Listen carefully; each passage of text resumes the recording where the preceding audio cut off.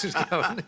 All right, let's move on and talk to Michael Sukkar, because Michael, in fact, got one of the biggest swings. Peter tells me you got the biggest swing in Victoria and one of the biggest in Australia, Michael. So congratulations on your re-election. Tell us, how well did you really go? Tell us the real story.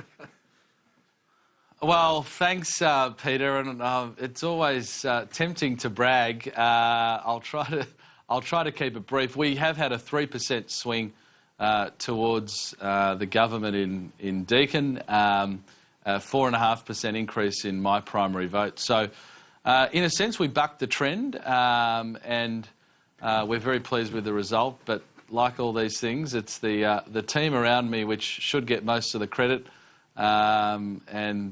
Look, we're happy, and more importantly, we're happy that we will form a majority government. And I agree with Peter Reith. I think we will get to 77 seats, and you know, in politics, a win is a win, and I'm very pleased about that. So, Michael, what about we're going to win by about 250 or 300 votes. So it's not close. I mean, we won by a mile. This is all right for you. You go to Parliament. I'm going to put up with this for the next 3 years. Michael, can I ask you this in terms of, I mean, there's a lot of speculation. I know you're going to give me one of these modest answers we all give in these circumstances. There's a lot of speculation that you'll get promoted. We wish you well in that. How do you feel about that? Look, obviously, I'll give you the official line, political answer. I'll give you the unofficial line. I'm very honoured to even be discussed as a potential candidate, I suppose, for promotion. But to go to the political answer, because it's the truth, we do have an embarrassment of riches on the backbench in the coalition, and you know, I don't envy the Prime Minister in this decision. Looking at it as an interested participant myself, really think he's got a hard decision, and you know, you can't accommodate everybody. So look, I'm honoured to even be considered, look, we've got such a great, talented group of individuals who have been returned. That's true. Many of those who are new to the Parliament too, that we have an embarrassment of riches, and I'll trust the Prime Minister will make the right decision. Well, and that's the way to get on as well. It is, isn't it? That was a very good answer. I'm going to say... didn't I say... That's a 10 out of 10. Didn't I say that this guy has what it takes, so he's just showing you... God, you're on a roll tonight. I've got to put up with this. I'm not on a roll. I've got to put up with this. I want you to know. I've got to put up with it. Excuse me, he's the one on a roll, not me, and certainly not you. But, no, Michael... You guys normally... You normally give me a hard time for giving you the typical political answer, so I'm enjoying this. Thank you. Well, you know, just after an election, you can say whatever you like, basically. Michael, can we get down to a few political issues, and they're important ones, and in particular is the superannuation, because, as you appreciate, we have a big fiscal problem. I'm not sure how many people really expect the Prime Minister to move away from the policy that he took to the election, but just give us your sense anyway of where you think that issue is going. Is the government going to stick to its position? Might it give a bit of room for wobble or whatever? What would you think about that? Sure. Look, we've taken a very, very ambitious package of changes to the election in a really notoriously complex and difficult area of policy. And we do have a mandate to fulfil those policy prescriptions that we took to the election. Now, of course, there'll always be questions on implementation issues around the edges, and you know, I'd expect that we will discuss those. But as far as what the Prime Minister said today, of course, as far as the main pillars of the policy that was taken to the election, I think the Australian people have an expectation that that is what we make an earnest attempt to get through our Parliament. Of course, there will be possibly negotiation that needs to take place in the Senate, but I think Australians would expect that the policy, by and large, that we took to the election is the policy we seek to implement, and there's always the implementation issues and questions that will be associated with it, and the party room and the backbench committee will get an opportunity to have their say during that, but I don't think we could look the Australian people in the face and say, hey, we took this policy to the election, you elected us, and now we're going to change it. I just don't think that's feasible. Michael, you know... Peter... Yeah, sorry. I was going to say, taking up... Sorry, You're gone. You finish.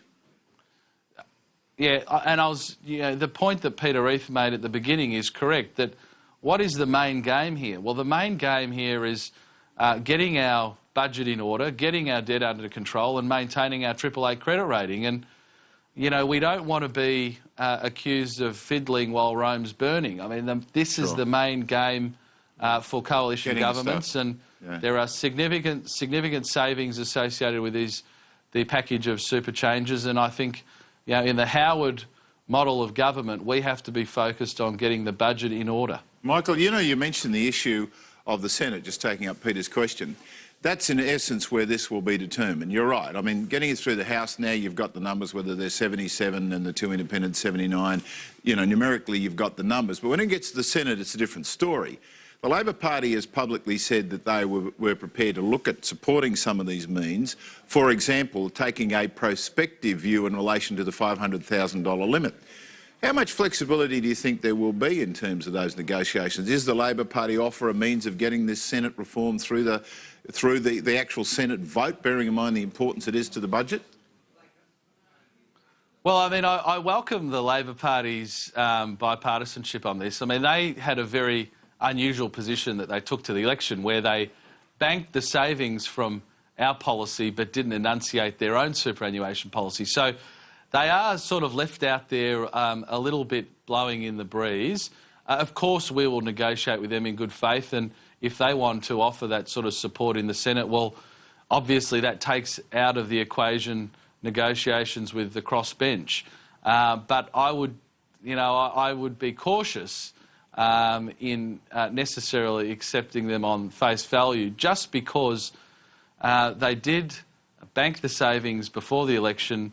They didn't enunciate their own policy, and they had people like Jim Chalmers out there criticising our policy even after they'd banked our changes. So, look, we will proceed cautiously, but I think in this environment we'll always welcome constructive negotiations, including with the Labor Party. Well, it'd be lovely, wouldn't it, if the Labor Party actually collaborated with something where they claim to have actually got a, some view in support of it. But let's face it, I mean, they talk about collaboration, but I think we can fairly say all through this parliamentary term, every opportunity they have to knock over the government, they will do so. And whether it's a good idea or a bad idea, they will never support the government. But can I go back to what the real government is now thinking about, and that is there's been some press on the superannuation. There's been some suggestion in the press that some people are looking to do something on superannuation, but they realise that they've got to find the money to make the difference.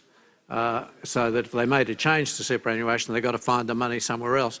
What would your view on that be? Would you think that if they could find some extra money, then they might have some argument to put, or would your view be that if they could find some more savings in the meantime, then they should take that as well on top? Well, Peter, that's spoken like a very good Howard government minister.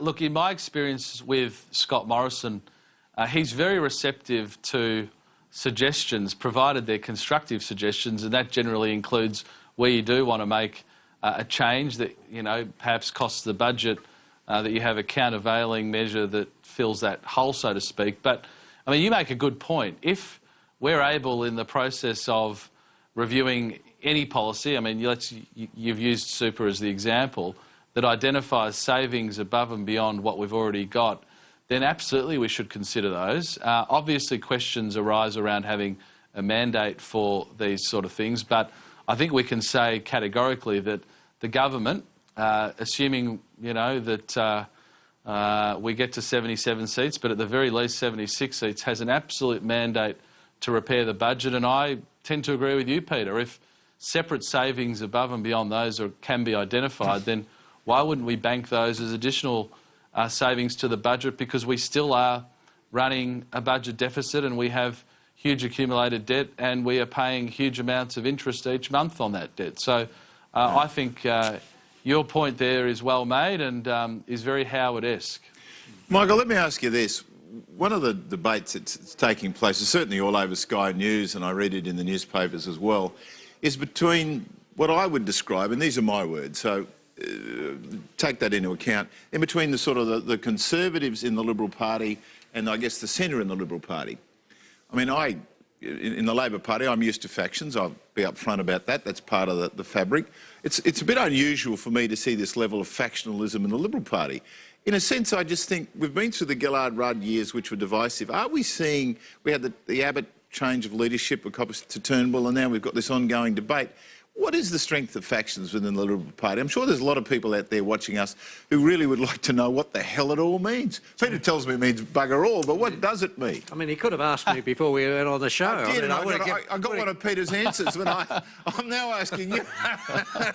He's moved on to you, Mike. Well, it's all yours. I said, please explain what this is all about to me.